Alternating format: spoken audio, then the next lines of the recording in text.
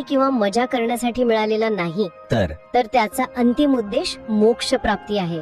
आणि दुसरं तितकंच महत्वाचं सत्य, मृत्यू अटळ आहे.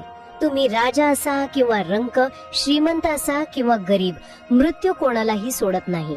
आणि मृत्यूनंतर तुमची संपत्ती, तुमचे नातेवाईक, तुमचं घर काहीही सोबत येत नाही. काहीही नाही.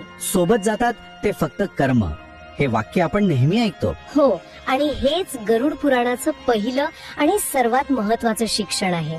आपले कर्म हीच आपली खरी संपत्ती आणि खरे सोबती आहेत. बाकी सर्व गोष्टी इथेच राहतात. खरंय, हा एकच विचार माणसाला योग्य मार्गावर चालण्यासाठी प्रेरणा देऊ शकतो आणि चुकीच्या मार्गापासून परावृत्त करू शकतो. हे तर झालं कर्माचं महत्व. पण मला नेहमी प्रश्न पडतो की मृत्यूच्या त्या क्षणी नेमकं काय वाटत असेल, ती भावना कशी असेल? गरुडालाही हाच प्रश्न पडला होता नाही का? हो, त्याने 3ऱ्या अध्यायात हाच प्रश्न विचारला आहे आणि त्याचं वर्णन खूपच सविस्तर आहे. कसं? भगवान विष्णू सांगतात की जेव्हा अंतकाळ जवळ येतो तेव्हा माणसाची इंद्रिये शिथिल होऊ लागतात. म्हणजे डोळ्यांना दिसेनासं होतं, कानांना ऐकू येत नाही, श्वास अनियमित होतो, मन सैरभैर होतं आणि आत्मा देह सोडण्याची तयारी करतो. अगदी.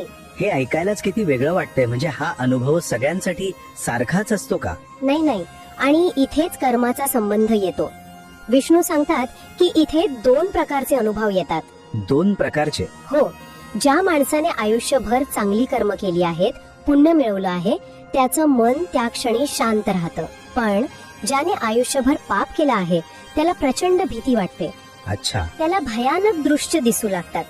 असं म्हणतात की त्याला त्याच्या संपूर्ण आयुष्याचा चित्रपट एका क्षणात डोळ्यासमोरून जातो.